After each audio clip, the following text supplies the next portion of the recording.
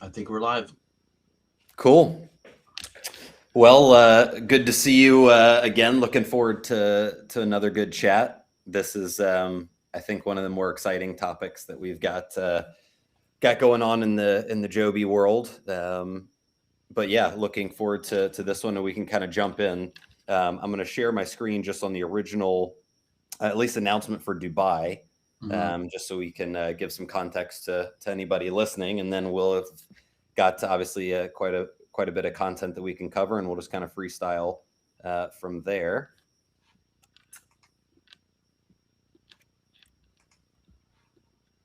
Now, why doesn't this want to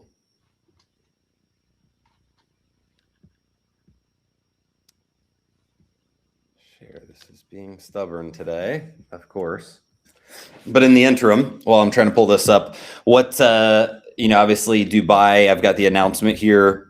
Once I can share it, but this was February of 2024 when this first was announced that Joby got the exclusive deal for 6 years to run air taxi operations in Dubai.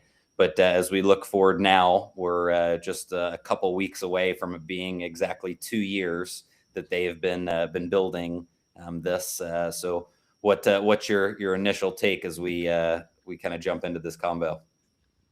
Yeah, I mean, there's so many milestones, things happening. It, it, I think it's a busy time for Joby. We've got the EIPP coming up. We've got Abu Dhabi in the mix. Um, the team in Dubai looks strong. It seems like they're ready to go, and it's a matter of just these last few little hurdles. It'll be interesting to see what happens in terms of certification and how they wrangle, operations, what that means, whether it's, just trial runs with Joby employees, whether there's some key executives, or whether, we get the holy grail, which is the passengers, paying passengers on the flights. And it's just a normal thing now with air taxi. So it feels like each time they check off another box, the anticipation builds, and then the time between news starts to get harder to sit straight and be patient. But I think that's the phase we're in right now.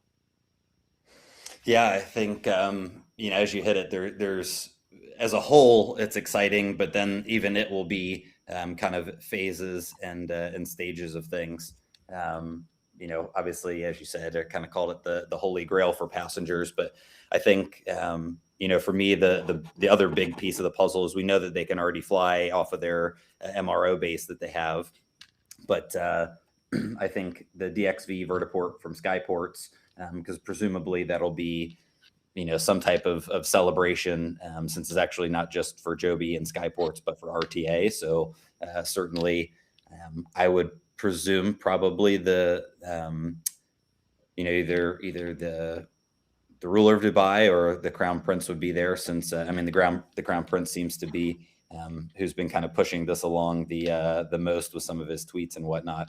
Um, but yeah, no, exciting. I think for that, because we kind of talked offline, and we'll get to our analogy that is pretty apt for um, things, but I feel like this is all going to stack together. It's there's been too much coordination at this point for it to be kind of piecemeal um, from that side of things. So that's, I think, for me. Once I see that happen, we know that we might not see it publicly per se, but all the wheels have started to turn.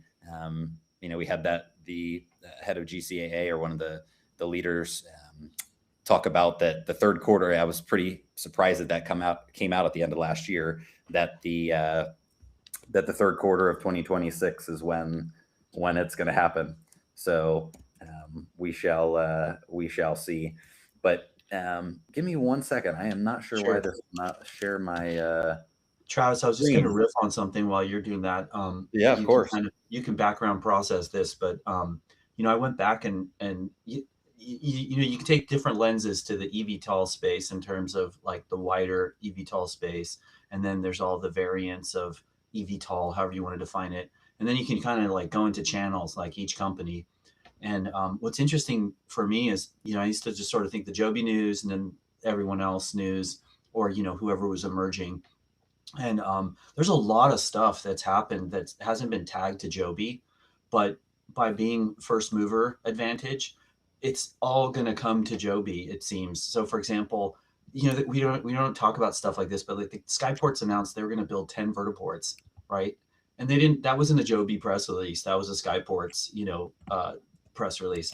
And so, who's got the planes to land in those vertiports? And many of those vertiports are being built outside of the ones that were specific to Joby, from what I read. I could be wrong on that, but so when you talk about things moving fast or going faster and faster, things could dramatically scale and move faster in terms of now there's multiple places to land. It's just there's only one operator that can land at them, even if it's not an exclusive. So there's sort of some of those uh, tailwinds that I think Joby could use. Sorry for the pun.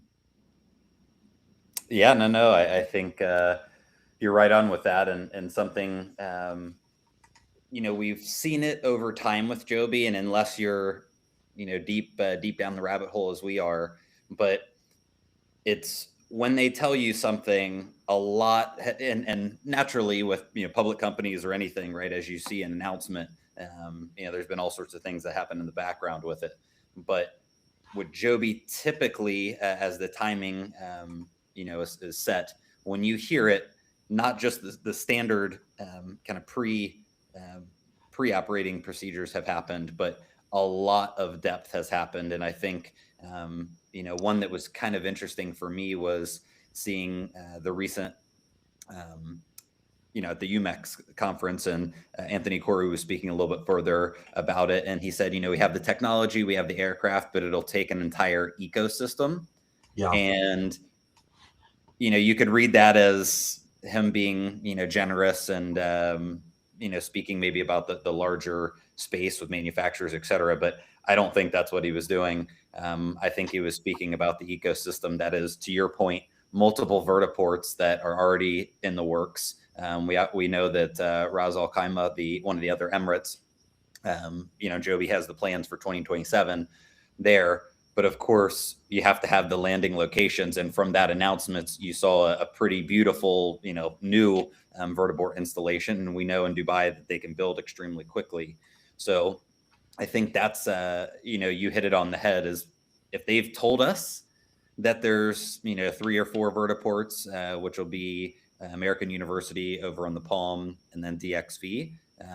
We also have DWC, which is the Al Maktoum International Airport that's going to come online. But what are these other landing locations? Dubai Mall is the other one, but where else will Joby and Skyports have already kind of set their eyes? And if we haven't seen a whole bunch of and hopefully maybe this will be the catalyst for it, but a lot of local community engagement to whether on our X feeds or in Reddit, but they could break ground and start doing construction. If they didn't announce it, I don't know that we would have maybe somebody on the ground that would maybe spill the beans or give a hint to it.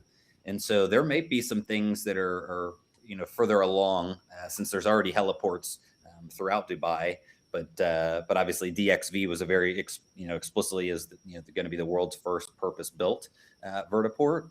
But that's where I think that we are with things, because again, if we know that there's going to be pilots have already flown there, but if the pilots are going to be flying from DXV, and at the third quarter they expect initial operations, it's still, I think it's actually a good thing that they haven't told us if that's paying passengers or not. I still don't think it is. I think it'll be more of the internal team. I've said before that I don't necessarily care right this second, this year about the paid part, just because there probably won't be that many aircraft if you extrapolate how many seats, even if it was at a fairly high price point, which it will start at. yeah, It won't be meaningful revenue per se comparatively to the importance of actually having passengers in the aircraft. I think to me that is the value versus the seats. So yeah. I was thinking, on the first milestone of like a paid customer. Like I think everyone's wondering, like, what are they going to charge? How many shifts can the pilots do? How many turns can they do? How long does it take for the battery to, how many passengers can they put on the plane? So for me, it's more of like it unlocks your imagination, and then I'm sure there'll be spreadsheets across the planet working to figure out the unit economics for Joby, which has been a little hard to do, and it'll give us a sense of how much cash can they generate, as opposed to how much did they make like this year or next year. Yeah, no, I think, and as a side note, but something I've talked about a couple times, since a good friend of the channel and the Joby world battery commodity, but Arna and the AST Space Mobile team, or space kind of the space mob that follows AST, but that's where things really started to shake, is once they put, for them, a satellite into orbit and people realized that they actually would pull this off.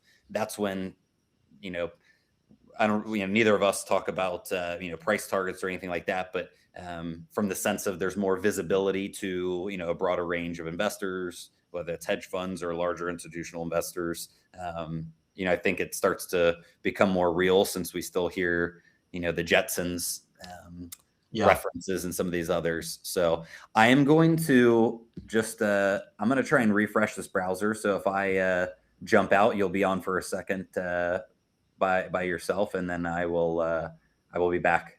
So give me 1 second. Won't affect the live stream though. Sounds good.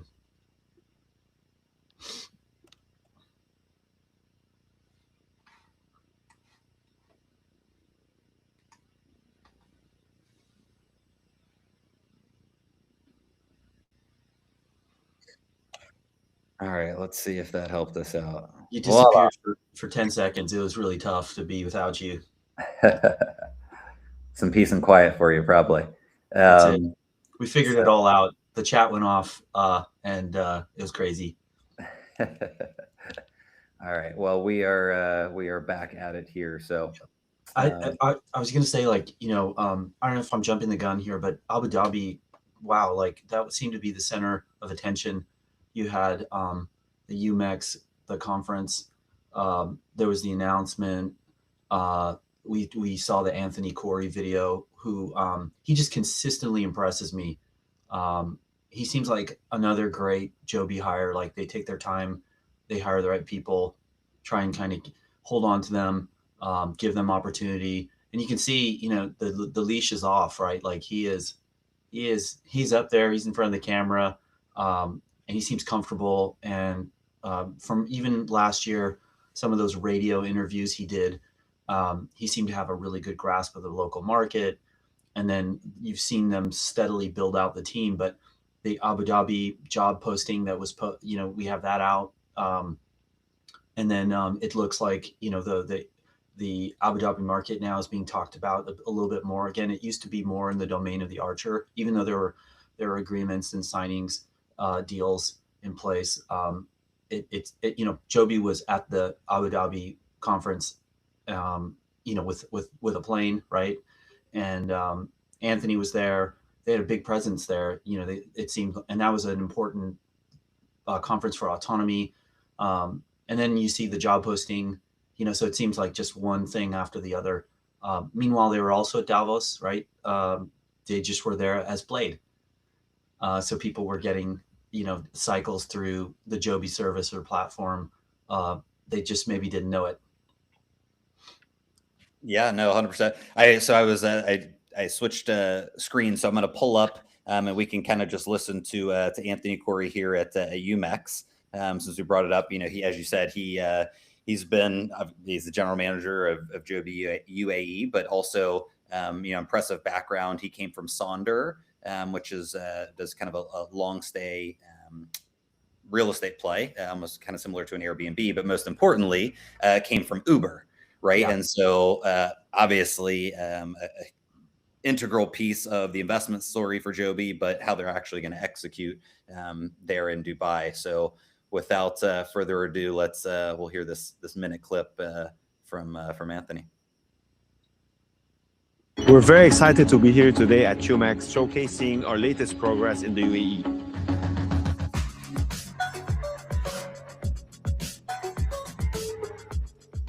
we've been working extensively with different regulators and stakeholders in the Emirates for the last 3 years. And today, again, is another milestone presenting our technology here in Abu Dhabi. Our relationship with Dubai is the cornerstone of our plan, but our ambition is to have a network across all of the UAE. The Abu Dhabi government stakeholders are already working on their advanced air mobility plan, including building these new vertiports and bringing operators, and we're very excited to be one of them. The reality is it will take a whole ecosystem to bring us to market, but we have the right people, the right stakeholders to make it happen.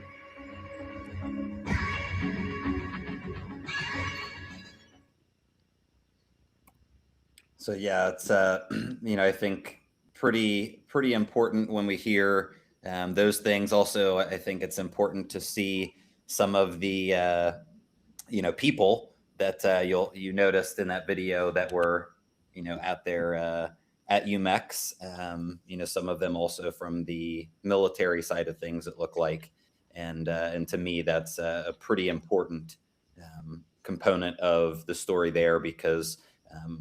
Obviously, the government is going to be crucial to it, but I think also as you look at some of these vertiports and then scaling, you had mentioned the recent posting about position there, and one of what I thought was a nice little clue, and that's typically how things are happening from the Joby side of things, but the production and the production facility was mentioned, to some extent in that job posting, and so.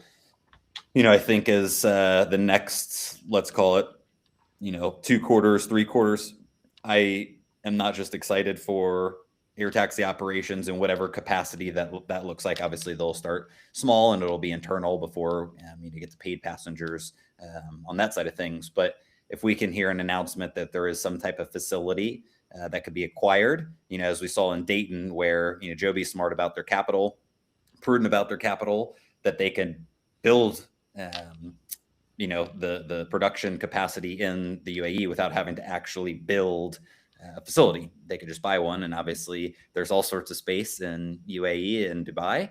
And as the city starts to expand, there's also free trade zones and things that are also from the financial side and economic side, quite beneficial for Joby. So yeah, great to see from Anthony.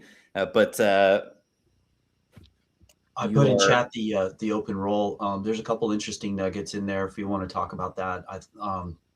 Yeah, I will. Let me drop this over here and see if that pulls up. Perfect. So yeah. So one thing to highlight is if you look at that about the team section, the second sentence. If you want to highlight that, I thought that was sort of maybe breaking a little bit of news. The UAE will be Joby Aviation's inaugural launch market worldwide. I thought that's pretty definitive. It's sort of been a guessing game. Will there be something with EIPP that sort of allows Joby to launch in the US?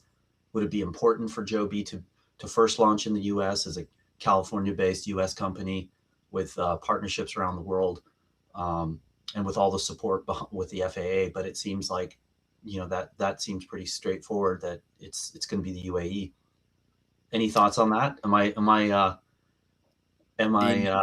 pinning them into their own words there? No, I think this is something that we can use our details matter, and great find from you. You are the guru in terms of the many things, but also the career side and some research on LinkedIn, etc. And that's pretty cut and dry. So and for all intents and purposes, I think they've always guided for that to be the case. We've talked offline a bit about it, but EIPP will, I think, for all intents and purposes, be a means and mechanism, obviously, for advanced air mobility to, kind of kick off in the United States, and obviously crucial for the administration to have, this is, for the most part, these are all American companies, and to have that visibility, start in America at least is going to be key.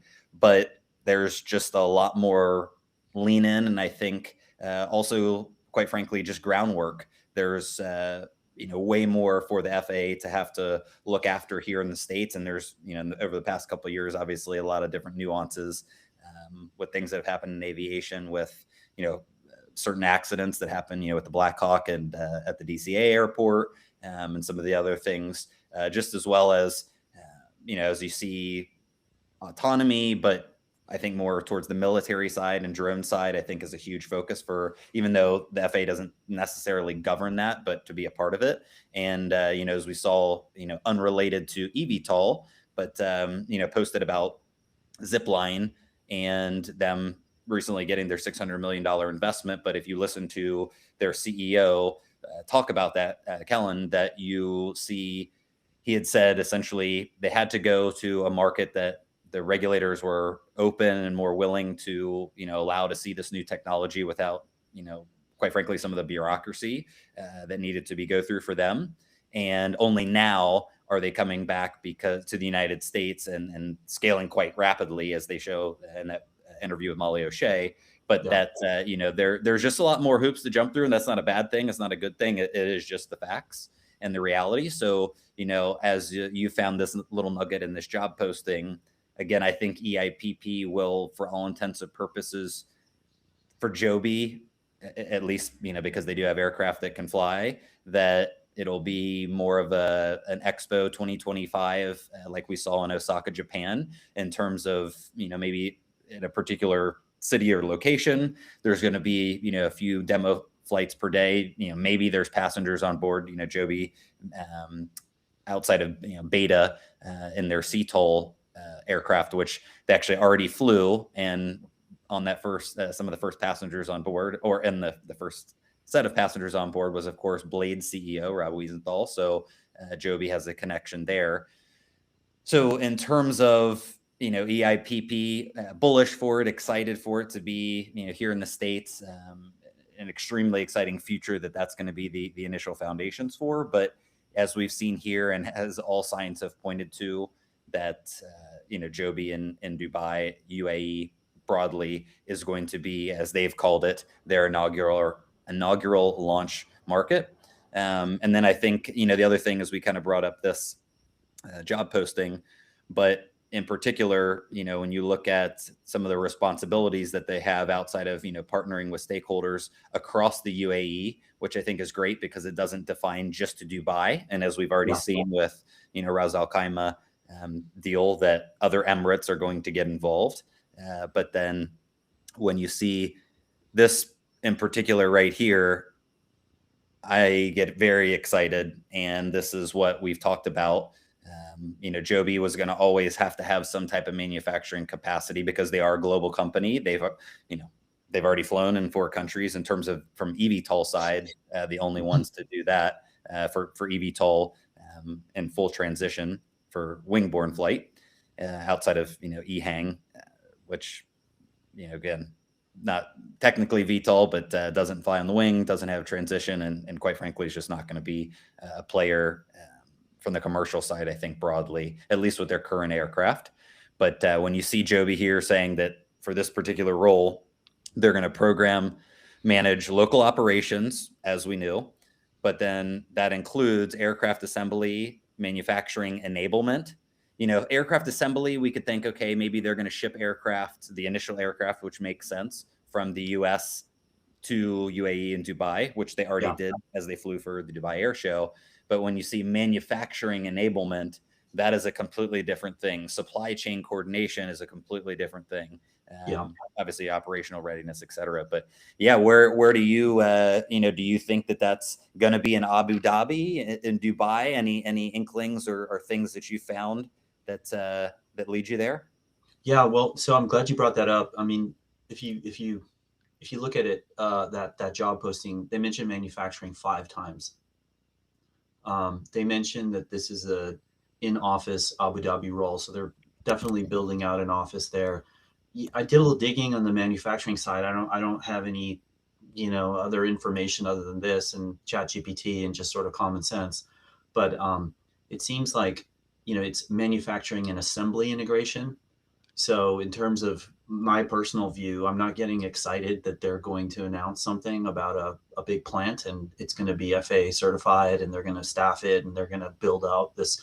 It seems like it's more efficient to build them and ship them in the first few years. However, DDA did say on camera, that regional manufacturing will be important. So that's more than one. And I think Toyota Japan seems to be the place where my attention goes to in terms of if they do build another high volume, and again, we're sort of living in this realm of like 4 planes or 2 planes a month and then 4 planes a month. But when this thing starts to kind of pick up speed, you're going to be looking to get closer to automobile manufacturing scale. And there's, 2 big countries that do it pretty well. It's the US and Japan, right? Excluding China, et cetera, other markets, of course. But so it's hard for me to imagine that this manufacturing signal in this job posting is anything more than just sort of the, integrating a Joby that needs to be assembled, that was manufactured on an FAA conforming line with all the parts, and it was shipped. And but we'll see, right? Like there's some deep pockets in the UAE. There's some interesting opportunities. It's an aggressive marketplace. They're looking to really be leaders, and they are in many respects, right, in aviation. So anything could happen. But I kind of looked at it near term that this is going to be a role that probably needs to build out everything, like build out a small team, the MRO piece, the supplies that are going to come in to replacement parts, and that whole crack team. And so they're looking for someone who can kind of have a broad remit, and then reporting to Anthony, who we just saw talking, to partner together and kind of build out this network across the Abu Dhabi, the UAE, and all the other Emirates. One other thing, just to touch back to what you said, is it's interesting, like the distance between Abu Dhabi and Dubai, I think it's about 70 miles, something like that. So I don't know of anyone else that can actually fly that route at this point, like eVTOL, not CTOL. I don't think Beta has talked about being in that region. It's just Archer and Joby, right? And EHang. So it's kind of like, it's a route that only one vendor can kind of fulfill missions on. So I'm just excited to see them talking more about Abu Dhabi. It feels like part of that theme of Joby being confident enough to take its eyes a little bit off of Dubai. And, the prize would be that Abu Dhabi to Dubai flight. I think that would be a game changer for people in that area. And then you start to wonder, like, how many planes would it take and how fast could Abu Dhabi come online? Do you have any thoughts on that? Yeah, it's I think, again, as Joby, it's slow and then all at once. And the slow part is not slow in speed, but in what they kind of let people see, unless you're looking really deep into the story and the multiple layers. But Abu Dhabi, that has always been on the radar. So when Joby first talked about the UAE broadly, it was actually through Abu Dhabi and the government, GCAA, to the regulator side. Dubai was going to be that initial launch market and city, just because there's some not necessarily geography, but just the distances that made sense. The Palm is a bit well, landlocked is not the right term, but it's once you're on the Palm, there's only really more or less one road to get out. And so, that lends itself to it. And also, having gone to Dubai, it was, almost reminiscent of Los Angeles traffic. And so it just, lended itself to it. But the inter-emirate component has always been touched on in a few of the Joby pieces, if you're, as we were looking into the details. And so I think it is a crucial piece. Abu Dhabi is a little different of a city, and the culture and vibe. It's more kind of suburban and a little bit more less flashy and whatnot than Dubai. So I think what is really exciting is you can start to see not just intra Dubai being, an incredible market for Joby, but also people that, as we're seeing on the screen here, if you live in Abu Dhabi because maybe you wanted a little bit more space for your family, or, different schools, or, maybe just a different scene, but you worked in Dubai, right now it's, not to use LA references all the time, but that's an LA type of commute. And if you could do that, in the air, I think you start to see something where people could live in Abu Dhabi and commute to Dubai. And, what a great way to, help to build out the infrastructure, because, in both those places, the Uber exists and they know where people, where the demand is at what times. And so, so Abu Dhabi, I think, is extremely exciting. And, I'll flip back to this role, which is really key. The role is explicitly for Abu Dhabi, and in it, it mentions this is a full-time in-office role based in Dubai. Remote work is not permitted. And, up to this point, I don't. Based in Abu Dhabi. I'm sorry? Based in Abu Dhabi, right? Not in Dubai. Sorry. Yes. Sorry if I said Dubai. So, no, based in Abu Dhabi and an in-office role. And so I don't know that I have ever seen in particular that Anthony Corey has spoken about where his, home base is, or where he's based out of, but certainly can confirm now if they have this role that there is an office, and the office actually is in Abu Dhabi. It might not even be in Dubai. I'm sure they're going to have a footprint at DXV, and probably also over at DWC airport at Al Maktoum.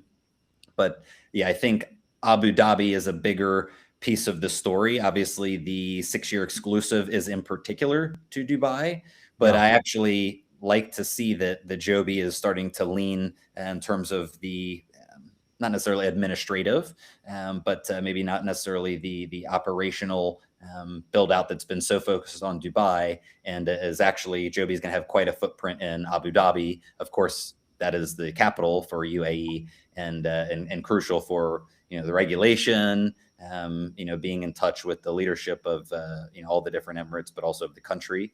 So that's pretty key, I think, for what I'm seeing here is Abu Dhabi hasn't been, everything's been Dubai. But Abu Dhabi seems to really start to become the forefront, which makes sense. Yeah. It's interesting. Like, one way I'm trying to understand the difference between the two, having never been there, is it seems like Abu Dhabi's more like from a U.S. standpoint, it's like Washington, D.C. and Houston, because of the sovereign wealth fund. It's kind of like an oil sort of center. So you think about what happens in DC, Houston, and then when people talk about Dubai, it seems more like it's like a Singapore, Las Vegas, like Manhattan real estate developer vibe. That might touch into some of the other things we can talk about with how Joby's being marketed in Dubai, but that kind of helps me frame it a little bit better. Like, who would be doing routes? Like if you're in DC and you're in the government space, and then you need to get to New York, and you live there, or some kind of equivalent like that. But it'll be interesting to see, also how they price those routes. It's almost like regional travel, right? At this point, it's not an air taxi. It's sort of a hybrid, and then it'll be important kinds of things. Like if you're going to Abu Dhabi, you're probably going there for sort of governmental type things, or maybe there's an oil kind of component. Whereas Dubai might be more a like that Las Vegas touristy kind of fun shopping. People like to live there. A lot of like nightlife activities, concerts, things like that. And then this is what's been so fun about following Joby, is you learn so much about the world, and some of the other Emirates, where they're building hotels and theme parks and things like that. It's just going to be a wild ride. Like I keep coming back to, like, what a great market. And how smart for all of the eVTOL players that went there and built these partnerships, and credit to, the Emirates for, being a fast mover in this space. And, US is following fast too, and so is the rest of the world. But hats off to Abu Dhabi, hats off to Dubai, hats off to the Emirates. Yeah, no, it's, it's once upon a time, I thought it was actually kind of interesting. And I think, It's again for many people who haven't been to UAE or Dubai in particular, that there's a lot of conceptions, and I maybe tend to think that they're probably pretty far off from the reality that I experienced on the ground there, and the people and the vibrancy of it. And Dubai is interesting, right? I think there is a bit of the Vegas component that people attribute to it. It makes sense, right? The buildings are extravagant and beautiful, but not gaudy. It's really a beautiful skyline and landscape, but also, DIFC, Dubai International Financial Center, is there. And so, there is quite a bit of business and Yeah. economics that run through Dubai, and Dubai has several of the free trade zones there. So, there is so many layers to Dubai. I think that's also why it's so exciting is, Joby is going to have this new thing that is in and of itself is going to be, an exploration for people, right? It's a new form of aviation, but I think moreover, there's a new part of the world. And that's also why, the leadership there is, so leaned in and extremely clever. And I think, something from, the Sheikh, there's a book that I read on him, and it originally was a fishing village. And I'll actually, we can flip over to this clip that you had posted about that. But, they started as a fishing village. Obviously, oil came into play, and that was a huge amount of economic output. But that's Yeah. actually not, which I think is probably surprising to people, but that's not their main piece of the economy now. It's tourism and hospitality, and they are really, really good at it. Yeah. But that, I think, is also what this is going to be about, is unlocking this exposure to a place that is still, I don't know if mysterious is the right word, but something that people just haven't maybe seen before, or they've just heard something from a video, or it was referenced in a movie, or something that didn't really bring it close to home, and something that was tangible. And that will certainly be something that Joby is going to be crucial in helping to drive for them. So Yeah. I will. I think you're right. I think just real quickly, one other thing too is I think we have like a strong U.S. bias. We're both Americans, and if you live in the UK or other parts of the world, you've probably gone to Dubai for the same thing that you just said, whether it's vacation or something fun to do. Um, in Europe, Emirates, as an airline, uh, has been around for a long time. Sponsored, it built the Arsenal Stadium. I mean, like there's on and on and on. And so we're not as familiar with it here in the US, and maybe have some old biases or ideas that haven't been updated yet. And you hear about it, the politics and et cetera, et cetera. But for most people in the world, there's a reason why Dubai is thriving as a destination for vacations and shopping and entertainment. Um, and if it wasn't a great place to go to do those things, it wouldn't be as successful as it is right now. No, certainly, and I think there's so many components to why it's an incredible place and part of the world, and people and culture, landscape, but also the leadership there has really taken it upon themselves, right? It's that's why I think something that I took away from being there is there's a lot of American ingenuity, and let's just build it, and maybe something that is maybe drifted at times, and is something that Dubai and the leadership throughout UAE has really leaned into, is that they want to be the center of the future. They want this place to be but welcome for all people. They have all different religions, and it's, I think, from people from 200 countries live there, et cetera, et cetera. But as you mentioned, right, the other components that they've been involved with, Arsenal, as you said, for their team for quite some time, but Emirates has been, the top airline, or at the top of the leaderboard, for quite some time. An impressive level of service, execution. They talk about details matter, something that Joby and the UAE definitely have in common. And talk about growth, and what people thought was something that Joby started in Jobin's barn. Dubai started as a fishing village, right? As you know, we'll play this clip here, and you know, if you work quietly, and people might, you know, brush it off or disregard it, but you know, when the proof is in the pudding, and when that starts to really show itself, it is quite impressive.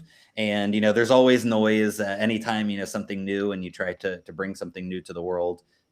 You know, people always say what they want, but I think most people, if they go to Dubai, you know, maybe it's you know, they don't really think that Dubai is both extremely modern, but then you can go to, you know, the old Dubai, where you see some of the you know, gold souks and things, where it's a bustling market where people are walking around with, you know, goods on trolleys, and you can negotiate and talk to the people, and you walk into a store, and you know, you'll get some Dubai coffee, and it's an experience that isn't, you know, these huge beautiful modern buildings and things like that, right? It isn't just that component of things, and I think that's also really impressive in Dubai, because they've certainly retained the tradition and culture, but then also have kind of brought it forward. So without further ado, we don't need to harp much more, but we'll just let the video play, and people can see what it actually looks like.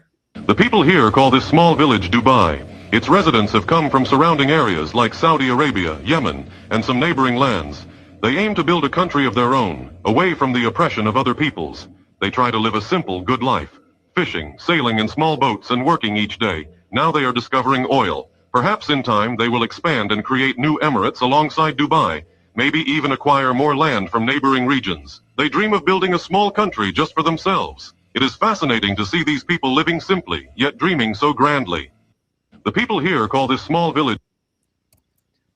So it's you know, it's a pretty interesting, you know, whenever this is, so 1966, but from that video, yeah, what did start small, they have certainly thought about it and built something that's quite grand, and Yeah. that is truly impressive. It's so cool. It's interesting too. Like, you know, we talked about how it's been 70 years since there's been a new mode of transportation, you know, in the airspace. And so what, that was 1960. So that was maybe 50 years ago, 45 years ago. Look at the amazing transformation of a whole city in 45 years. And then sometimes you get frustrated thinking about how we've been stuck in this current model. I mean, we have seen incredible, you know, small and incremental and massive improvements in safety and efficiency, you know, and increases in the number of people flying. But the actual, you know, options of how you move around in the airspace has been stuck with, you know, vertical lift helicopters and airplanes. And you know, so now it's interesting that a city that has so dramatically transformed itself in 50 years is going to be the launch pad for something that is going to be the new entry point in aviation that hasn't been around for 70 years. So probably a fitting place to move fast and do things, you know, the right way. If you want to follow the RTA on X, it's a great follow, because you really see how nitty gritty they are. So it's a combination of, you know, PR news about things that are coming, but then it's also very tactical, like, hey, there's going to be a road closure, and they have all kinds of apps, and it's so progressive. Like, it seems like, wow, I wish we had something like that here. I think the FAA has been really doing great things as well in that space. But you can see how tightly coordinated and integrated it is into the plan for future growth. And definitely you get the sense that, you know, traffic is the number one issue. So, you know, Dubai is going to have some good news soon, hopefully, on things that they're doing to alleviate some of that pain for people who live there or come there to play. No, and that's a great point, and people should you know, follow. And I think, you know, I've been following those for some time, but when it was most telling most recently was right around for their New Year celebration. So Burj Khalifa have, you know, an incredible show. There was, you know, hundreds and hundreds of thousands of people there, probably, you know, more in terms of all of Dubai, obviously, but just right there at the Burj Khalifa. And, you know, you know, they're giving point by point directions for people to reroute around, you know, certain road closures. They're also, if they know that an event or something is coming, they will start to build and plan accordingly. So what I think is really cool is over the last, let's call it 6 months, even prior to Dubai Air Show, but you'll see, every few weeks or whatnot, you'll see an announcement that they opened a new bridge that helps to, for an interchange instead of, people having to double back or something like that, that they saw that there was a pain point and they fixed it. They've also added some transportation in terms of for the trains that they have and trams. Elon and Boring Company is talked about doing some things there from the tunnel side of things, which is interesting because obviously, as much success as we both, I wouldn't even call it hope. I would say that we know Joby is going to have in Dubai. They've always talked about, and that's why they've partnered with the partners that they have, Delta, Uber, Toyota, but they want to be a part of a multimodal ecosystem of moving people, because at the end of the day, that was Jobin's, the main goal was to save people time, and so that you could spend it on the family, doing things that you want to do, etc. So yeah, I think Dubai maybe overlooked, and to your point, right, for in 1966, what looked like just a little fishing village, people probably overlooked it. They couldn't imagine that they would have built what it is now stands as the tallest building in the world, Burj Khalifa, and most people would be shocked at how quickly that built. I want to say that they built that in less than just a couple years. It's pretty remarkable. And actually, when if anybody gets to go, Burj Khalifa is obviously a quote unquote tourist attraction, but there's much more there. You have the Dubai Mall, there's also residences and everything else, but you can take a tour and actually go to the top of that building. And it's something special when you're up there, because you realize, wow, this is someone just had a dream and they made it real. And there's actually, kind of Sound familiar?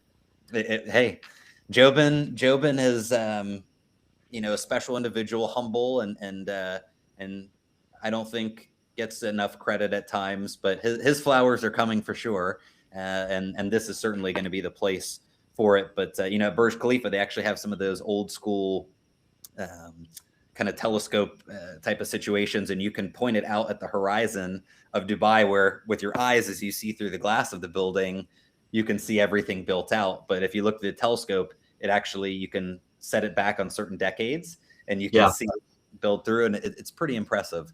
So there's a couple questions about Saudi Arabia. I think this is just whetting people's appetite to talk about that too. Maybe we can come back to that tour, but just on one more thing on the RTA. I like them as a partner. So Joby has the exclusive in Dubai. They're talking about Abu Dhabi now. More specifically, they're building out that team. We saw the job posting. Anthony was there at the conference. They were the only ones there with a plane. So that's kind of exciting. But when you look at the RTA and how tactical they are, like there was a Desert Classic golf tournament, and they were promoting what form of transportation to take. So I feel like Joby's going to get. Joby has a really good partner there, right? Like it seems like they would be promoting Joby once that service is up. Maybe there'll be special events that are better, tuned for a Joby flight, especially for tourists, things like that. So I think in terms of marketing, RTA is going to be huge. On top of accelerating certification, and on top of all of the support so far, I think once they flip the switch and this thing is going live, it seems like they're planning on it being an integral part of their transportation platform, and it's going to be the newest thing, right? Like the metro and things like that. So I feel like they'll be really good. There'll be a good push from RTA. Sure. No, and I think and actually I've got a video that we can play that tags RTA, and this is from the Dubai Air Show to show that lean in. But what I think is important too is they are both internally to Dubai. You have a GCAA, which is regulator for all of UAE, and then there's DCAA, which is aviation regulator specific to Dubai. But then RTA is for transportation broadly, kind of their Department of Transportation. And it isn't just that. They, as you spoke about, are also key in not just marketing the country, but or excuse me, in the Emirate, but helping to facilitate and be a resource for people, right? So it isn't just kind of in an office building somewhere. And when I was doing my initial research about where the DXV vertiport is, and gosh, it's maybe in a post from a couple of years ago, or maybe it was in a space that we talked about, but people might not realize that the RTA office is literally, you know, a 10-minute walk across the bridge from the vertiport. So, you know, location, location, location, as the saying goes. But, you know, I think, as you said, right, an integral partner, and they're crucial to getting everything through, you know, for the vertiport, right? Skyports is going to operate it and as the key portion of the build, but RTA has been there the entire time. It wasn't just, you know, when the announcements happen that they show up. You know, we saw a recent video, you know, the head of RTA is there with, you know, a hard hat on and with, you know, Duncan Walker from Skyports, and they're sitting, you know, on top of the, with Bonnie Simi on top of the vertiport, right? So they're extremely involved. And so I'll put up, this was Joby's post. This was in November, just in time for, at the Dubai Air Show, obviously, people wanted to see an eVTOL fly, and Joby was the only one there. So that was, all eyes were on Joby. And Joby completed flights, obviously, prior to that in the summer of 2025. Then they did the point-to-point air taxi flight from Margam. And you talked about earlier is where would they have MRO in terms of where would you do manufacturing, et cetera. But that is their MRO facility. And you'll see a little map and schematic here in a second in the video. But, you know, if you look at it, there was nothing around it. It is just, and by design, obviously, for those first flights, but to build a facility, if you were going to stand up a facility,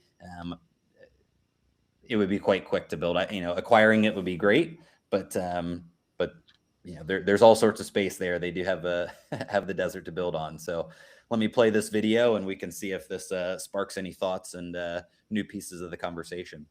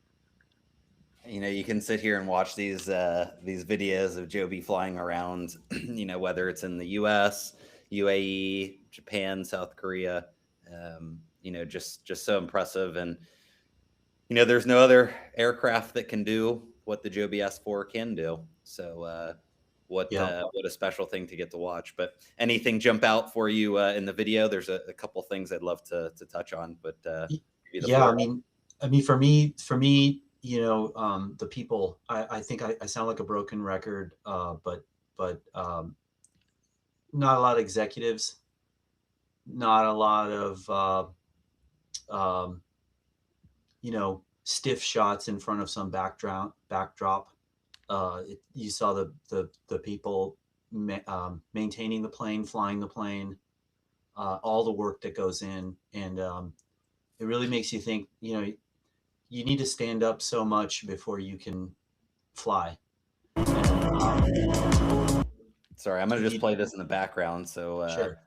Folks have something to look at there. Yeah, I mean, you like look at everything here outside of the plane. and then ask yourself, um, who else is doing that? Who else has the team in place, trained to maintain the plane, safely fly the plane, track the plane, the pilots in market, doing real routes in the airspace with the support of the government. I mean, it's like 50 different things have to be checked off the box. And then you have to have a plane that can actually do it. So yeah, credit to Joby and anyone who's gone into this amazing market. They definitely have the support.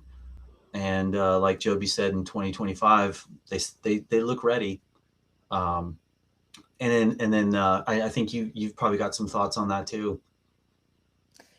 Yeah, no, I think you said a key piece there, right? Is look at the passion of the people, and it isn't obviously Joe Ben was there for the Dubai Air Show, and so was Bonnie and Didier and Eric and Anthony and the whole entire team, but they don't need the airtime, right? They'd prefer that the pilots are the ones getting the airtime. They prefer that the team that's on the ground, the engineers, the people building it, that are truly the ones every day that have been grinding on this over the last 16 years to make it happen. That's what I think, to me is such a takeaway from all of this. And as you mentioned, it's important to hear from these other people in the team, right? And whether it was the recent video where we saw obviously Anthony Corey speaking about Dubai, but as kind of a side note from the Dubai and UAE was when they put out the recent video highlighting their autonomous technology. You didn't see any executives on that, and you don't need to, right? Because they have a totally capable flight test team that's monitoring Super Pilot from thousands of miles away, flying an aircraft, around the Hawaiian Islands and things. And so, that's what's going to make Dubai happen. Obviously, it was the vision of Joe Ben as a child, and now fast forward decades to sitting here looking at this incredible photo of the S4 flying the first ever point-to-point eVTOL flight that's happened in this country. Joby, has that trophy on several countries, and I guess continents for that matter. And that's what's going to be once you get certification. Once the markets start to scale, the team that's been in Marina the whole time, and obviously Joby has facilities up in Santa Cruz and Costa Rica and throughout, but there's going to have to be, new Joby teams that are stood up. And Joby's always been about, obviously, the aircraft, the technology is world-class, the partners, but the people. And, Jobin has, that's in his DNA of taking care of the people. Because through the hard days when people doubted them and everything else, that's what's going to make it, right? And the passion that pilot has, how proud is that pilot to be at behind those sticks? How proud is their family? The same for these two gentlemen that are helping to hook up the aircraft to tow over to the hangar. That passion is something that is palpable and tangible. So that's what I think is the biggest takeaway for UAE is it's a country that is about people and passion and bringing people together. And obviously Joby is going to do that both literally with the aircraft, but figuratively too, as it bridges the divide of kind of west and east and place that people haven't seen before but maybe heard about. That's what I think is so important about the story. Hey, we've talked about the markets, Abu Dhabi, Dubai. I think we've covered those. We've talked about the people, Anthony, the team in the video, etc. And then we've talked about the RTA in terms of like local support. One thing we haven't talked about, because it hasn't been a lot of news on this, is the community support. And so just, normal people. And one of the things I thought was really interesting was that there was a YouTube video from a real estate agency in Dubai that talked about, the vertiports and was sort of promoting this future that's coming, and then tying it into a opportunity to buy one of, the last remaining units in a condo complex that was close to a vertiport. So it was basically using the vertiports and the air taxi service as a marketing vehicle for why you would buy this condo versus that condo. And to me, that was like early shoots, green shoots, you know, of like local people starting to see this, hear about it, and then thinking how it benefits them from a business perspective, from a personal perspective. I don't know if you have that link. It's a short clip. That might be something we could watch. Yeah, give me a second. I will, because I have, there's actually another realtor that I have a video. Oh, cool. Oh, of cool. that, is kind of more broadly talking about it in the sense of Dubai and whatnot. So it's a pretty prominent realtor. So let me. Yeah. So you know, it's just interesting. Like we hear from the company, then we hear from the certifying agency, then you sort of now this is the first time I'm starting to see people talk about it like in that sense and use it, you know, for their own benefit. So I thought that was kind of cool. Yeah, no, it's you know, as you said, the takeaway from all of it is well, kind of pun intended here, but it takes a village, right? It takes the entire village to build this thing, and you know, as you know, the certification you know happens, or flight authorization, or whatever technical term that that ends up, you know, Joby is going to get from the Emirate, is that's once that happens, it happens, and then it's going to be everything else, and the excitement that people have around it.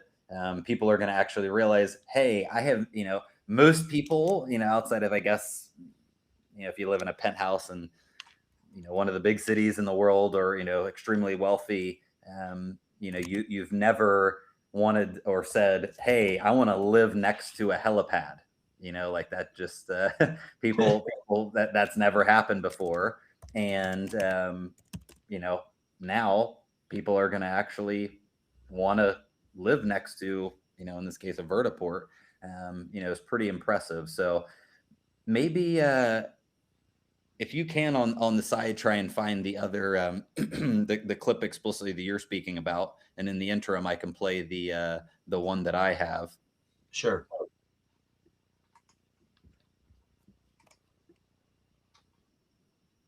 You know, we're getting to a point where there used to not be any content for Joby, and now there's so much we have to pick and choose. But I will put on the video here while you're finding that. Yep, I just put it into chat. Okay, great. So we can play these back to back. Yeah, it actually goes. Yeah. Go for it. Oh, go ahead. Pioneering the future of transportation with the launch of the vertiport. What does this mean for you as a global investor? Dubai has always been thinking ahead, whether it's the tallest building, the largest mall, or its tax-free investment climate. And now, with the introduction of the vertiport, Dubai is officially future-proofing its infrastructure to align with its 2040 master plan. This isn't just about flying taxis. It's about enhancing connectivity, reducing travel times, and making Dubai even more attractive for global businesses and residents. As an investor, this innovation matters. Why? Future-focused cities drive economic growth, attract global talent, and create higher demand for property. Dubai just did it again. So just for some context, this person has you know, a few thousand followers on YouTube, so getting some good visibility from that side. But let me pull up your the chat here and show this other. I think yours is a little bit more specific about, you know, the vertiport as the key.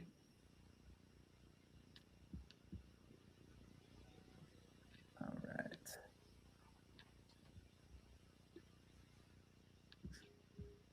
Dubai's building the world's first vertiport for air taxis. You'll reach any major point in Dubai in minutes. Abu Dhabi, just 22 minutes away. Fully electric, ultra-quiet, zero emissions, already tested by Dubai's Crown Prince. And construction is underway. Upcoming vertiports, downtown, Palm Jumeirah, Dubai Marina Unit, starting from 1 million dirhams near the helipad, and they are almost gone. Message us before it's out of reach.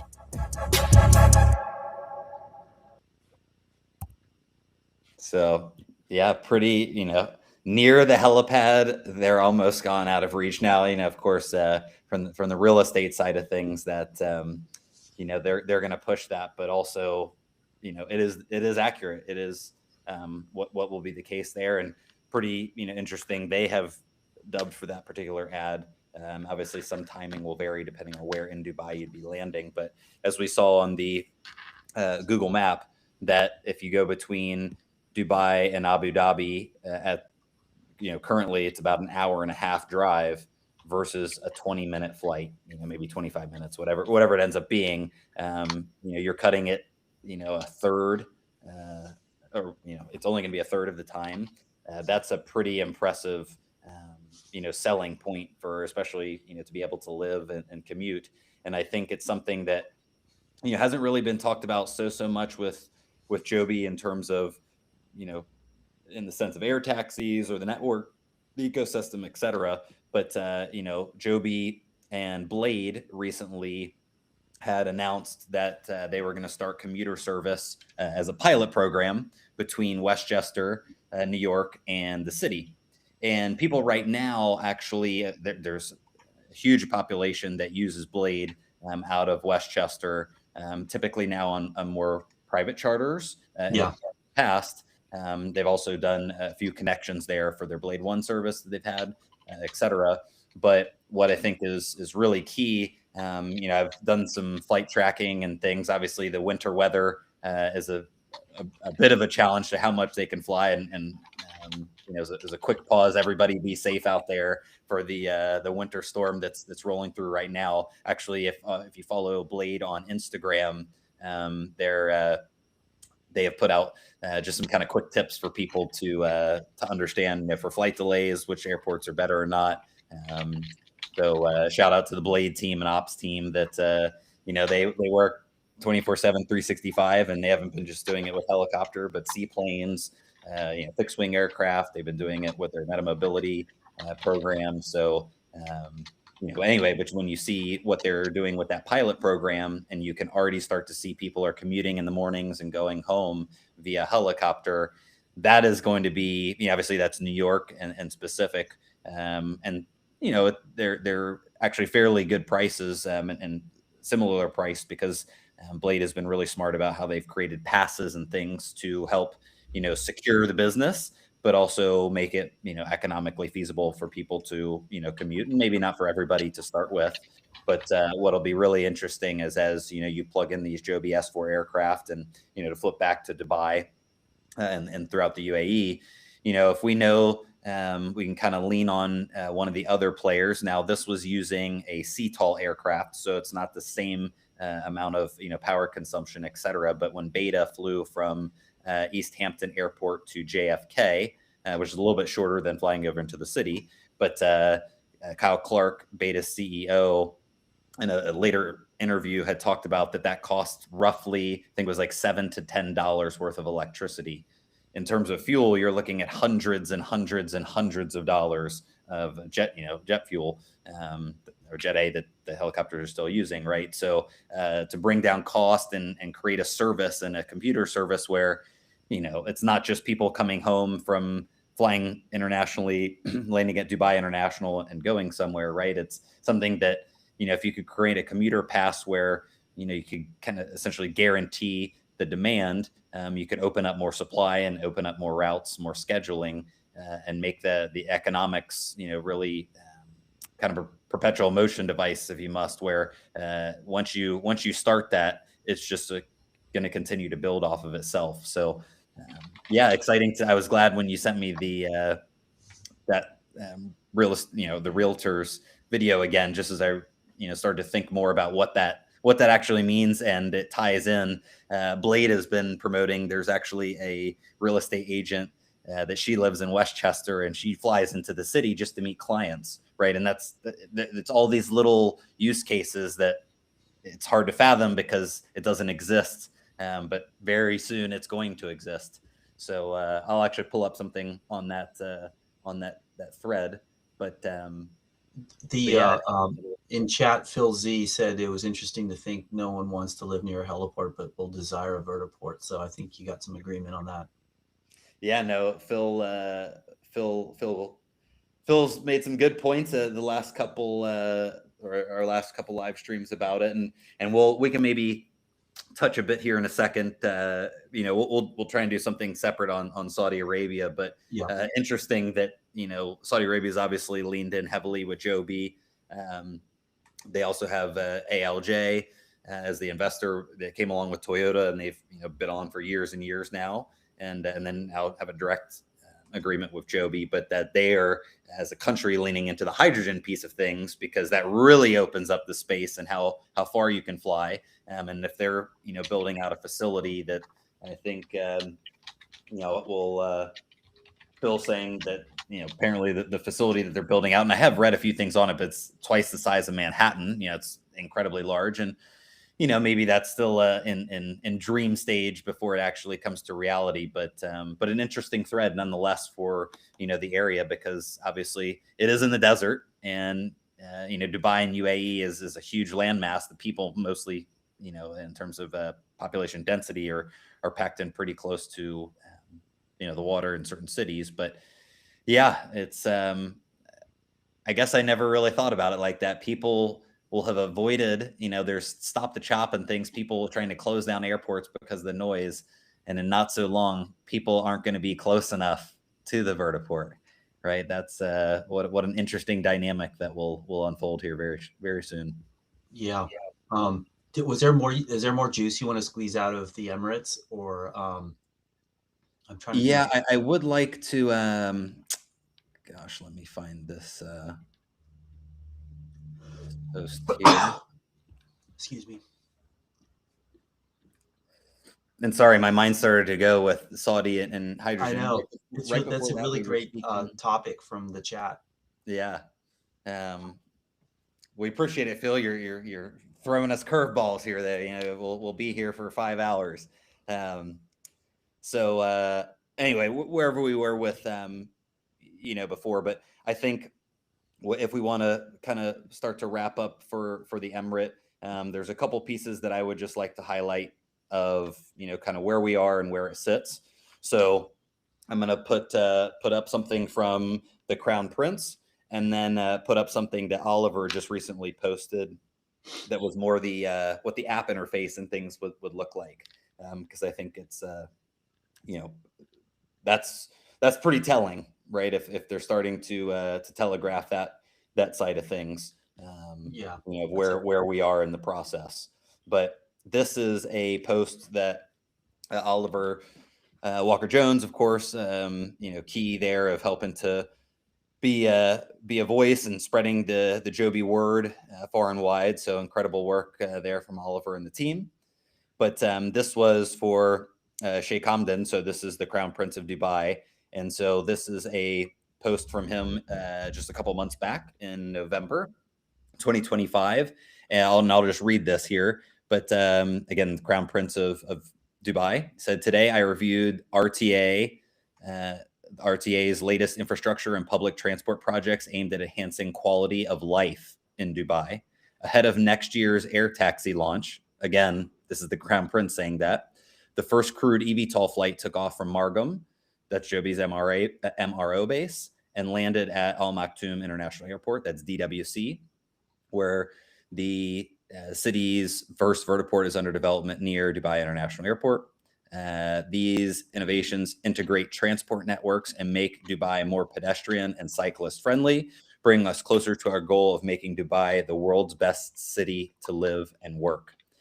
And so I think what's so important about that is that, obviously this is a huge project for, the air taxi component, advanced air mobility, for the entire country to be at the forefront of this technology that, is, again, it's not just that this category of aircraft hasn't been, or a new category hasn't come to fruition in the United States. This is globally, right? On planet Earth for human beings, Joby is about to unlock a new form of aircraft in terms of aircraft category, but also means of transportation. And the fact that they are, highlighting it just as much about that and the technology and being at the forefront, but not forgetting about, the core. And I think it speaks to our previous parts of our conversation to Dubai. They want to enhance the quality of life, right? This is to make Dubai the best city to live and work. That is what, the Crown Prince, here as they're reviewing some of these things. And if you look at these gentlemen, I don't unfortunately know all of their names, but you'll notice if you see in other Joby posts and things that they're familiar faces, right? And this is, something, a cool shot there before Dubai Air Show. And then, of course, this rendering that will soon be reality of the first vertiport there at the Dubai International Airport. So if you don't have anything else on that, I will just put up this post from Oliver, and then we can maybe start to wrap up with our cool analogy that we kind of stumbled upon the other day. Yeah. Is there time to just touch on Saudi real quickly before? Sure. Cool. So this is posted from Oliver, and this was rewind this for a second. This was just a couple days ago, so pretty telling. But Oliver's post says, "Imagine when this is our daily reality."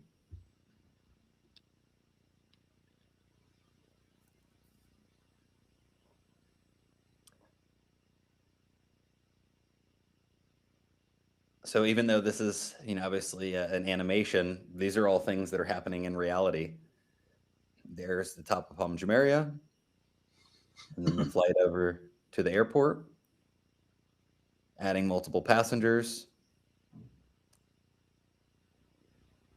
and away we go.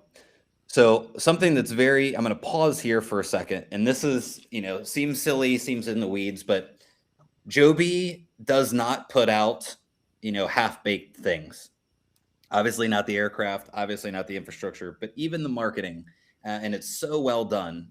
I love this new schematic. They kind of unveiled it right after they had launched, announced the merger with Blade. But in this picture or animation, just looks like, okay, whatever. It's the car picking you up to take you to the vertiport. But you'll notice that the vehicle is a Lexus LS. Now, anybody who's been to Dubai understands that when you book an Uber at the airport, that is the vehicle that picks you up. Brand new interiors, staff's incredible, even though it almost seems more of a private car service than Uber. But again, those are the little details that matter, right? They could have put nothing there. And also, who owns Lexus? Our good friends Toyota, right? And so you just tie together all these pieces of the puzzle and just how methodical that Joby is in every single thing that they do. And, from an investor standpoint, man, that makes me excited.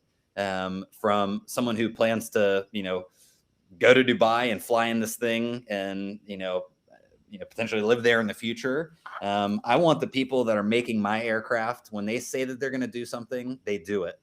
When they do it, they want to know what every single grain of sand looks like. That is something that's so important in terms of an aerospace and safety and, the longevity of this company. This is not something, this is going to happen this year, 2026, but, both of us are going to be old and gray, and Joby's still going to be, carrying on and have all sorts of new aircraft and new markets. But those little pieces of the puzzle are just something that are so important to me as an investor. So anyway, it was a cool little animation that the team there had put together.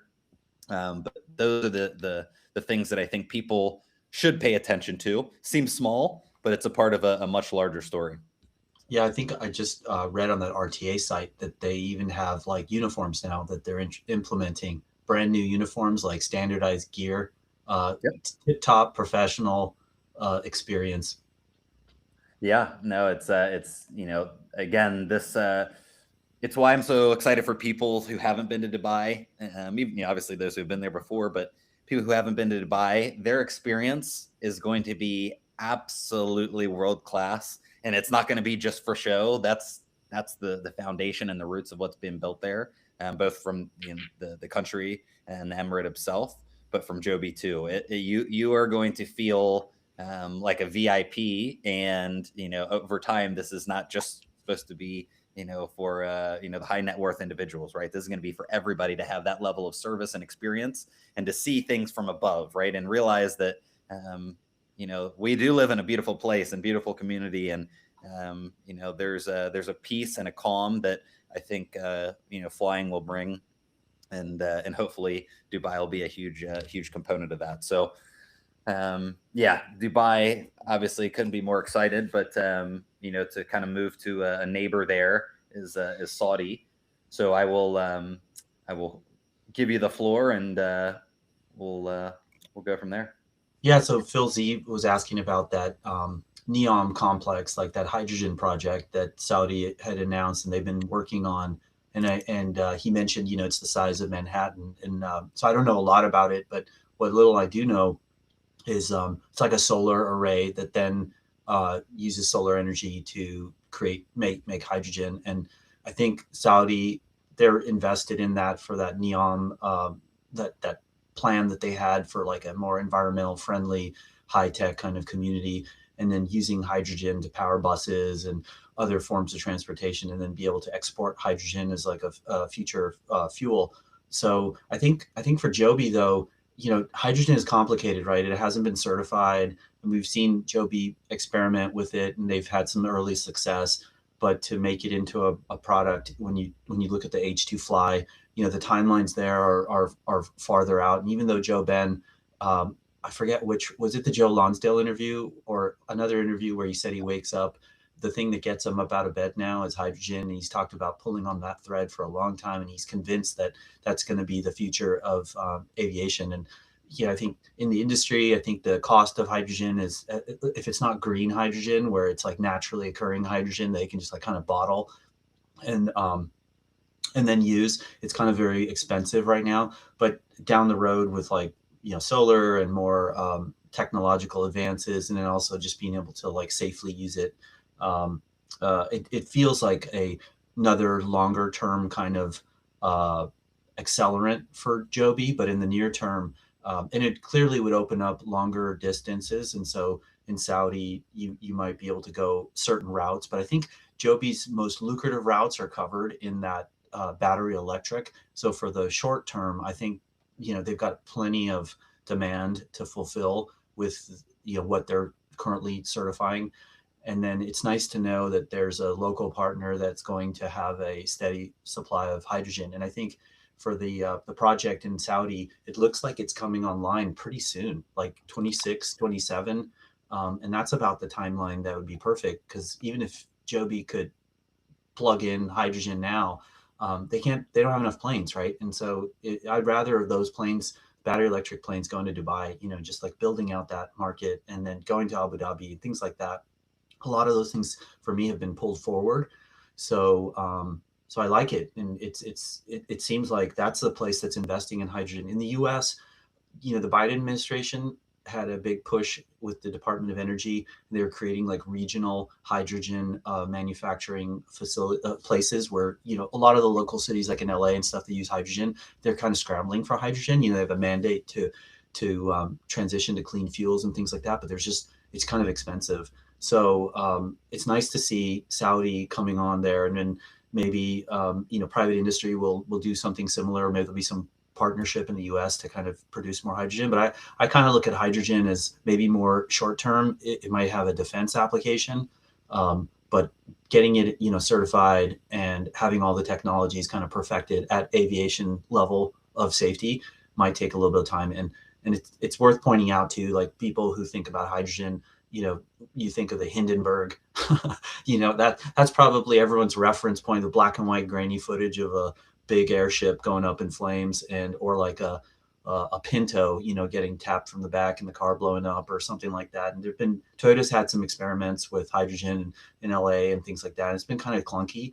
So, but I think this new form of hydrogen, clean hydrogen in the future, it'll probably be relaunched and it'll be more successful. It's just nice that Joby has that. They've got that card they can play. They've got H2 Fly working hard. It looks like this year, H2 Fly has said by April or sometime in the middle of the year, they are looking to announce a partner. And maybe that is more for a larger aircraft that could do that. But I think the possibility exists for Joby to take advantage of that. But I don't see any sort of short-term, accelerant to the plans that Joby has. I think it just fits in really nicely to their more medium and longer term planning. I don't know what you thought.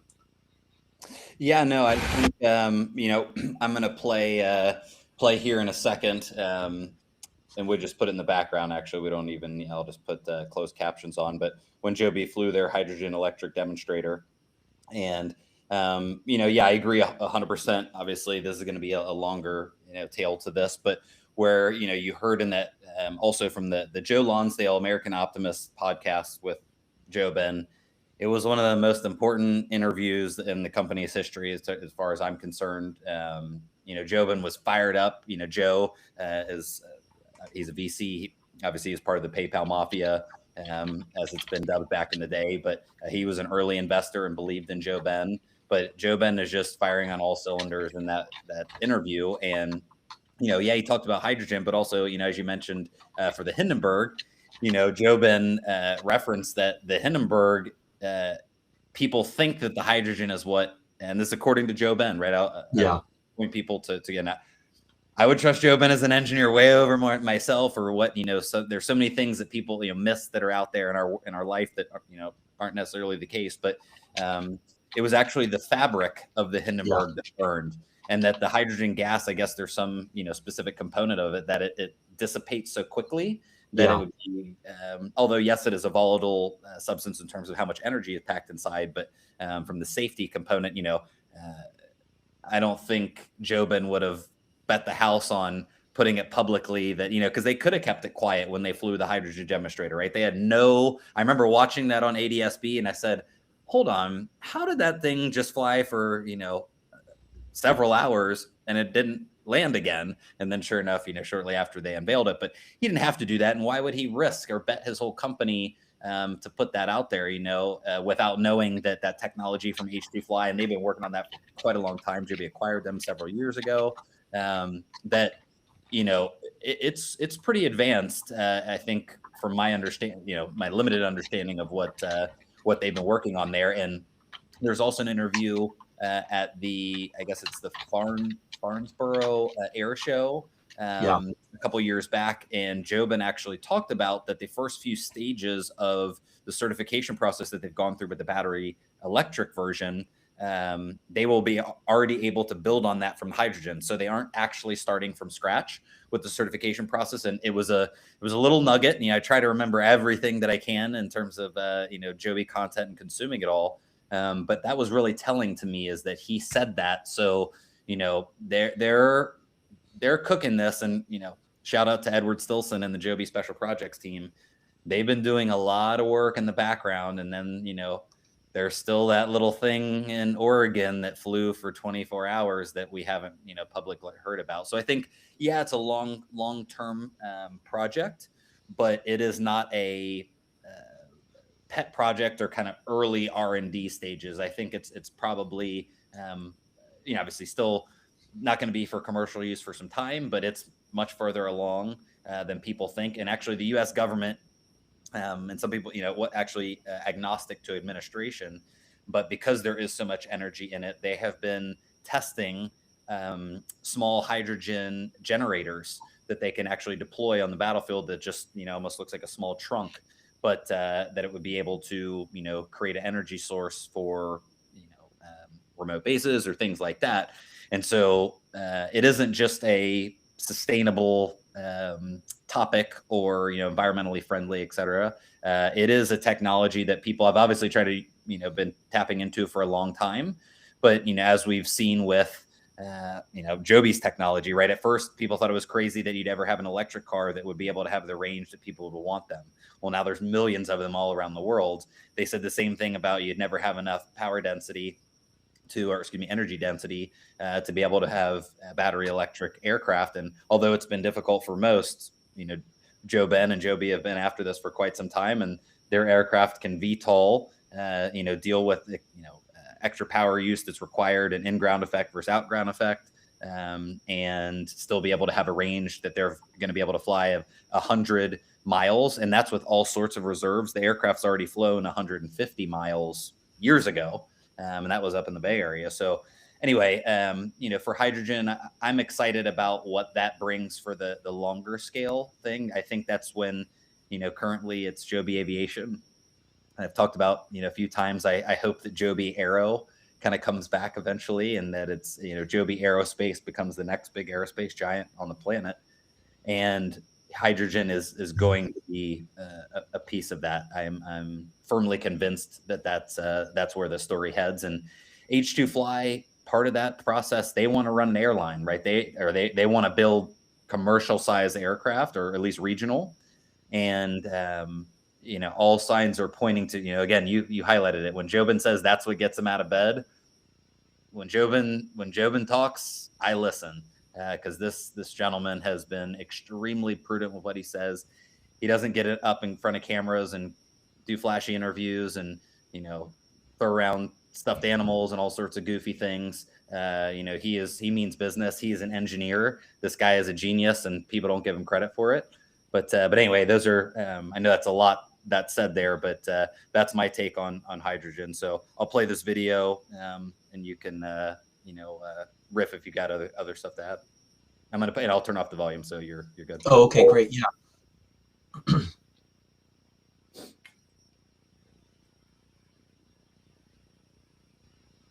Oh, Zach Reeder, what do you know? So I think the other important thing, right, is just to look like it's the same aircraft. They've had to modify it, obviously, and the fuel cell and everything's on the interior. But I'm not seeing the video. I just see the Jobin still shot. Oh, it's because I didn't put it into the right window there, eVTOL fan. Got to keep me on my toes here.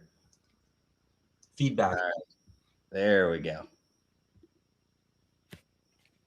All right. Shout out to Zach Reeder here. You'll see him in a second. There he is. Key member of the Joby flight test team. I think he is the key member now after this week's announcement. Yeah. I just love the paint scheme. Look at how fired I don't think you've ever seen Jobin as fired up as he is in that video.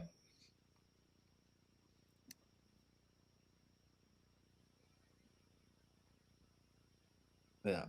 So I mean, I can put the volume on if you want to listen or riff on this, but sure. I think for me, so let's talk about Saudi, right? Like, so they're building a lot of resorts. They're doing a lot of ecotourism. They're trying to get people to explore the entire kingdom, right? And it's the landscape, the seas. They're building resorts. There's cruise ship terminals coming in, and so if you're thinking practically about hydrogen, like, so it's going to allow you to fly longer, right?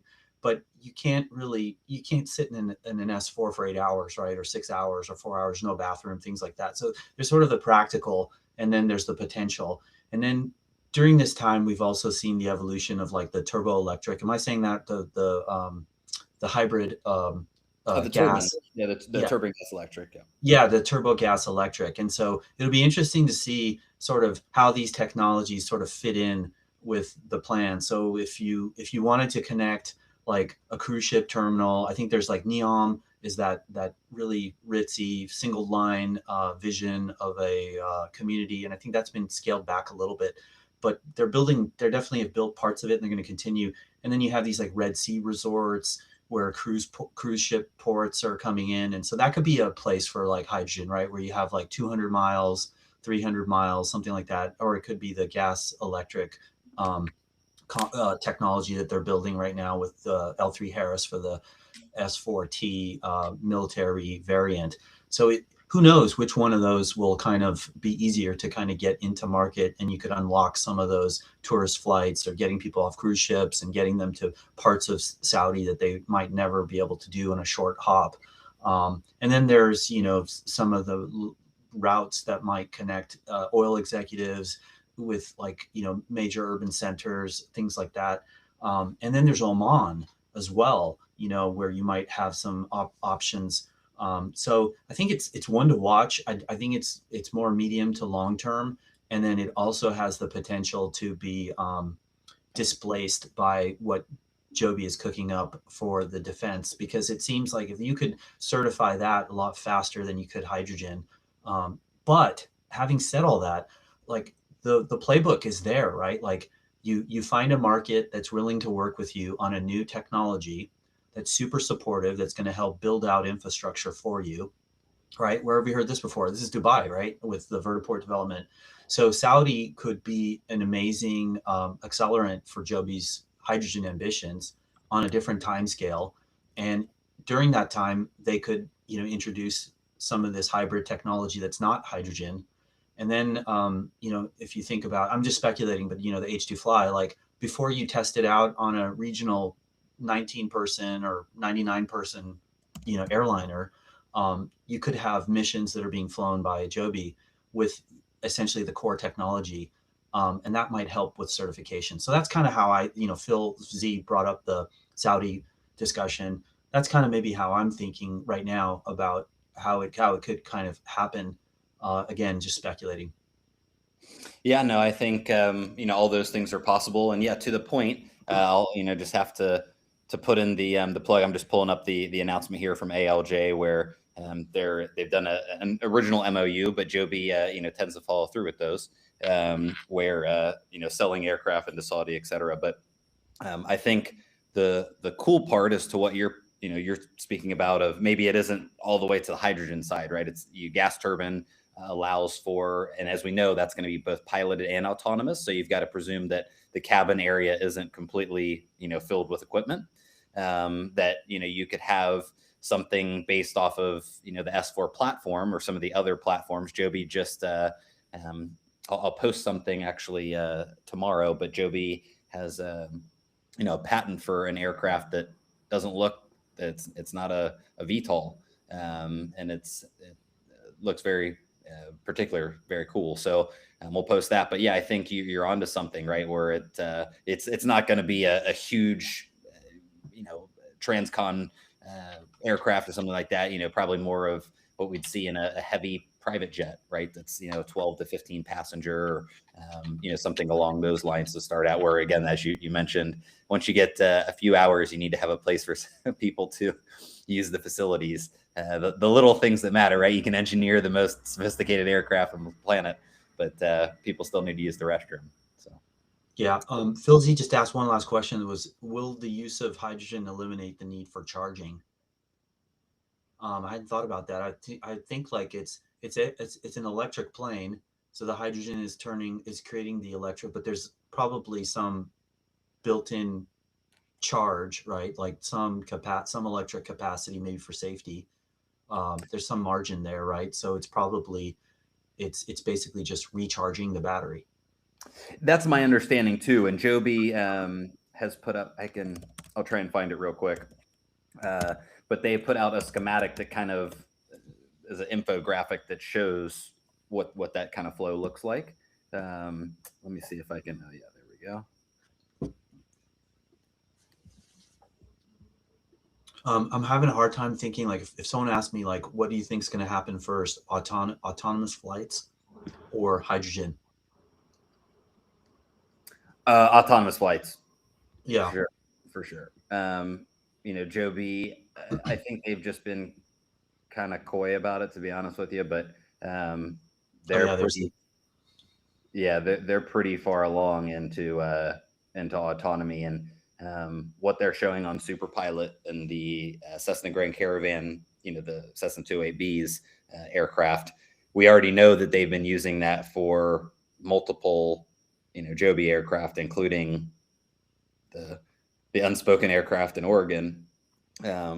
So yeah, that would be my bet. And also outside of, I think, there's a few companies that have, put out renderings and have projected to do hydrogen, but no one has been anywhere near what Joby and H2 Fly have done. And so, if they've got to be the ones carrying the whole load, I think that just takes more time, especially Joby is going to be focused on building out the core business that they are, the eVTOL air taxi business, and also the defense side, because they will obviously sell aircraft there. But the autonomy, and I forget, you always mention a company that's even, has been really far ahead, as further than maybe even X-Wing and Super Pilot, or at least at par with them. Reliable robotics. Reliable robotics. But then, you've got the likes of Whisk that are also developing or trying to develop some of that technology. So yeah, my bet would be more towards autonomy. And plus people are, maybe hydrogen has just some psychological things people are, scared a bit more about, but people do fly on autopilot right, today. Maybe they don't realize it as much, but they do, essentially outside of takeoff and landing, most commercial pilots are just kind of monitoring the system. So, but anyway, yeah, here's a schematic to kind of show that the hydrogen fuel cell will help to drive both, the power unit, but also there will be a battery on board as well. So it'll be kind of a dual means. It wouldn't be all just pure, and that obviously for safety, et cetera. Shout out to you for pulling that up so fast. Yeah. Well, it's just try to remember all the things over the past 6 years. This has been, the pride and joy. So that's like, this is next level. Like, come on, like there's probably like 50 folders open on your browser, and then you scramble to pull this. I don't know how you did it, but that's amazing. Yeah. Hopefully that answers Phil's question. Yeah.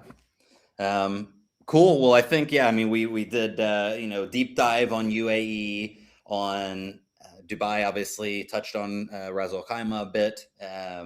We've talked on Saudi, hydrogen. You can't talk about Joby with one topic. They all come together a bit. But I think we can maybe kind of wrap up here and talk or touch on our analogy, let's say, for maybe the next 5-10 minutes about, what does all this mean, right? We can be excited about UAE and Dubai and talking about what that looks like into the future, but where are we right this second, and what do we do with all this bent up anticipation and excitement around this? And we likened it to kind of a reverse game of Jenga.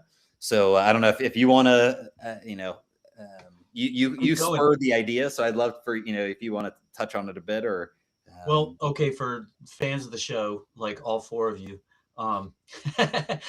we started talking about, like, there's so much stuff happening, and it feels like a balloon, that like sort of expands and it takes up space in a room, and it just keeps getting bigger and bigger, and it feels like it's crowding everything out, and then all of a sudden it pops, and then things happen, and then I liked what you did with it. What you kind of turned it into that Jenga model, which I think is a way better analogy. So that was the origin.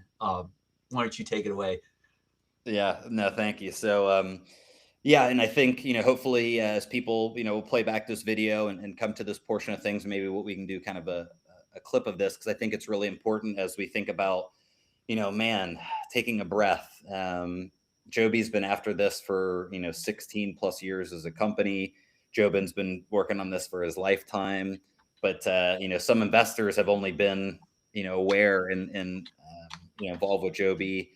Some only, a few months, some only a couple of years, some, 6 years or more. And you can almost feel a fatigue, right? Because it's just, there's so much anticipation, there's so much building. And, in a game of Jenga, right, you watch the game evolve. At the beginning, nobody's worried that, that something's going to happen. But over time you start to see like, is it going to be them? And then you start to see, okay, I think maybe there's 2 or 3 things that, 2 or 3 more blocks before it starts to get troublesome. And then you start looking around the table and you count, where you are in that loop of things. And that anticipation just keeps building. And then you start, second guessing things, and oh my gosh, how do I, and it just, the anxiety, it's palpable, and you can feel it. Your heart actually, starts to pick up some beats per minute, right? And I think with Joby, as I said, this is kind of an inverse Jenga, where we actually want the final block to be pushed, because that is certification, that is, Joby literally taking off. And, kind of similar to when you're playing a game of Jenga. There's so much anticipation build up that you think it's going to happen. You think it's going to happen. And actually when it happens, there's almost all the air leaves the room, and the shock hits you, you know, keeps you frozen for a moment. And I think as people look over the next, you know, couple quarters and months, you know, to try to keep your wits about you, because this is something that I don't think any of us can fathom. We can kind of talk about it, but in this kind of inverse game of Jenga, we are living through compounding. And the compounding is this new form of transport, what it unlocks. There's so many threads. There's been so much noise in the market. Nobody can really exactly talk about eVTOL. That's why initially why both of us started to go down these rabbit holes is, you have to really do the due diligence to figure it out. But we're at a place where the anticipation, you have to lean into it, right? You have to enjoy that bit of adrenaline, because once certification happens, and we're going to wake up here and the next couple quarters, next few quarters, and wherever you are in the world, maybe you won't wake up to it. You'll be going to bed to it, or it'll be in the middle of your day, and the announcement will say Joby receives flight authorization, Joby receives certification in Dubai, and will plan to start flights, and they'll give a date. And when that moment happens, it will almost be anticlimactic, right? It'll be like the game of Jenga, where after it falls, it's just kind of over, right? The anticipation and the buildup was actually part of the enjoyable piece of it. So anyway, just for everybody, kind of keep your head about you, lean into this anxiety, these are the butterflies before you start the race, before you start playing that match. But we are on the cusp of watching humanity unlock a new form of transportation, right? This isn't just Joby doing this for the United States. It's not just Joby doing it for UAE, for Dubai, for Joe Ben, for the team. This is literally human beings are about to be able to move on this beautiful little rock that we call home in a way that has never existed before, in a means, in a way that has never really been accepted outside of a cartoon a few decades ago with the Jetsons. So anyway, that's my little take on the Jenga analogy. But Love it. give you the floor to kind of close out here on this 2-hour live stream. We could talk for hours more, but so excited and thankful for everybody listening, and that will listen, and you eVTOL fan for the story, and the others in the Joby community around the world that have pushed and kept the story alive as we are on the horizon of something truly incredible. Yeah, I love your Jenga analogy, because it's that anticipation. You start to see like, oh, it's going to happen now. Oh, and then it doesn't, and then another piece comes out, and you're like, okay, it's definitely going to happen now. And I think that piece is probably the messy part that's difficult. You've seen all of the activity. You can track all these different pieces that seem to be coming together. I mean, we talked about it today, right? Like, we talked about Dubai, we talked about Abu Dhabi, we even talked about Saudi, we talked about the government support, we talked about the private support, like the real estate agents are starting to kind of get excited and start to use it as a promotional vehicle to actually make a sale. But nobody really knows when the thing is going to fall, like in Jenga, right? Like it just happens. And once it happens, it's over. And now you're moving on to the next one. And we know Joby's got lots of plans.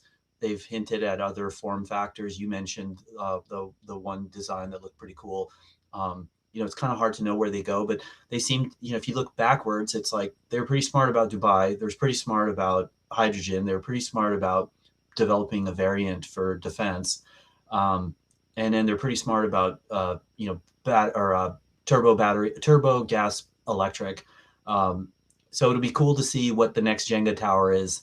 And I think you can, if you get a little anxious about what's happening or waiting for certification, you can just turn your sights to a more distant horizon, where Joby will be, an aerospace company. And this is, seems like it's part one of the story, or chapter 1 or 2. So that's exciting.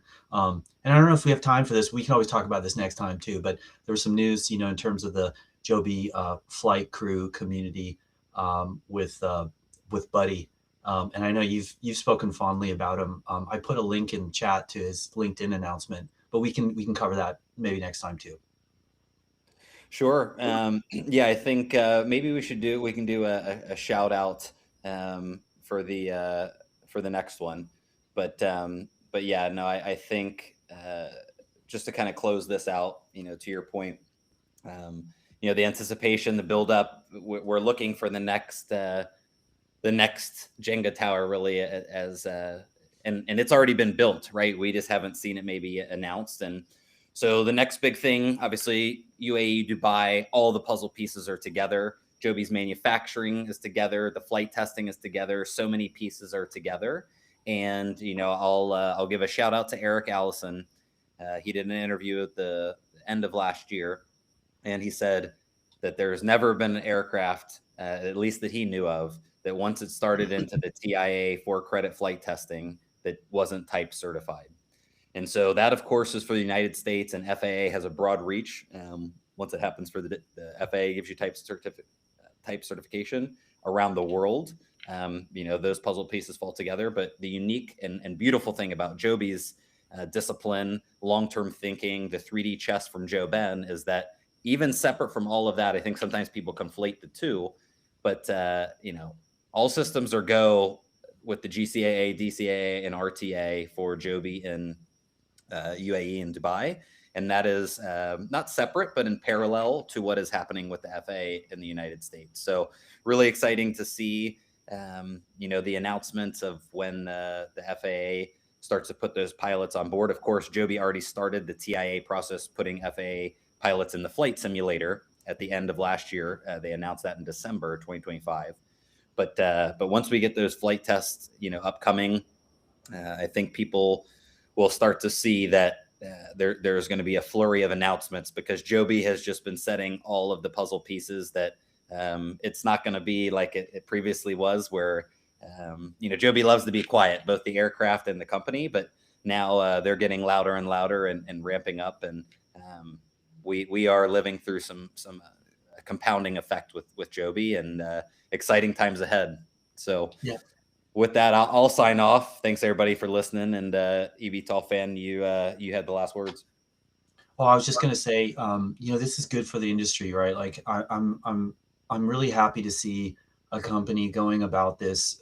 It's a difficult process. This was like a bunch of people who had a passion for creating this technology, and who came together from outside the aerospace industry, inside the aerospace industry, from the auto industry, from the software development industry, and they went about it, and it took a long time, and they learned how to do this.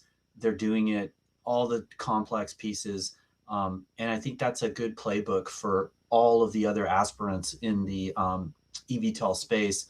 And there's been aerospace companies that decided to not do this, right? Like, so it's a pretty cool thing to see. If you're rooting for the industry, it doesn't matter whether it's Joby or Archer or Whisk or Vertical. And it's great to see some of these new entrants kind of gaining steam as well too.